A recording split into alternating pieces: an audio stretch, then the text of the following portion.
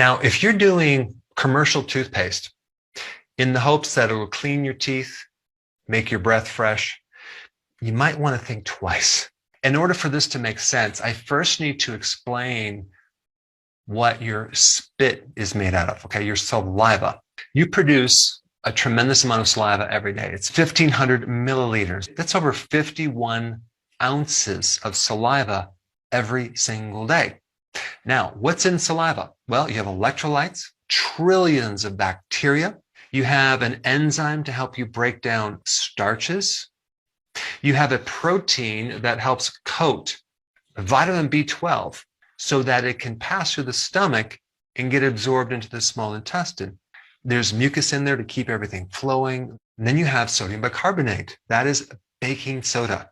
So the glands in your mouth actually make baking soda to help neutralize the acids that are occurring in the fermentation process when you feed your microbes in your mouth too much sugar, as well as the candida.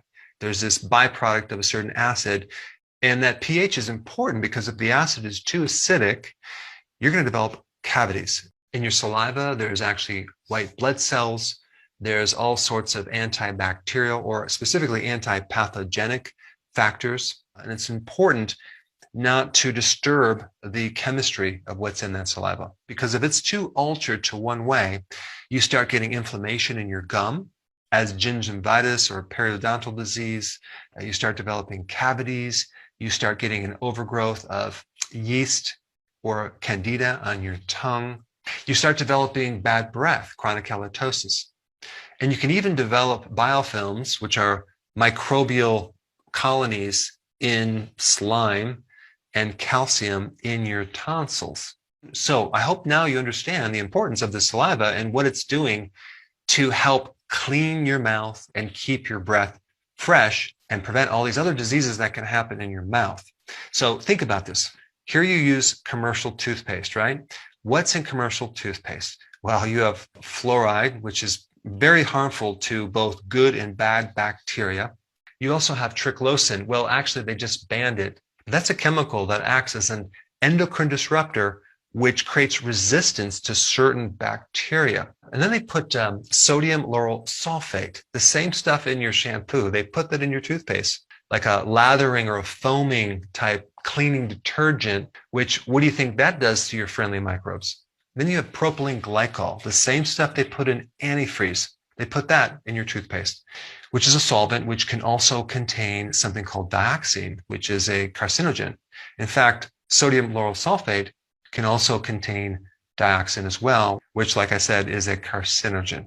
And on top of everything, let's put some artificial flavoring in there, some artificial coloring, some parabens, which are endocrine disruptors, chemicals that eventually turn into formaldehyde. And on the icing on the cake, let's put a little carrageenan in there, which creates inflammation in your gut. Here you are thinking you're doing your mouth some good by using this commercial toothpaste, when in fact it's altering the microbiome and the chemistry of your saliva.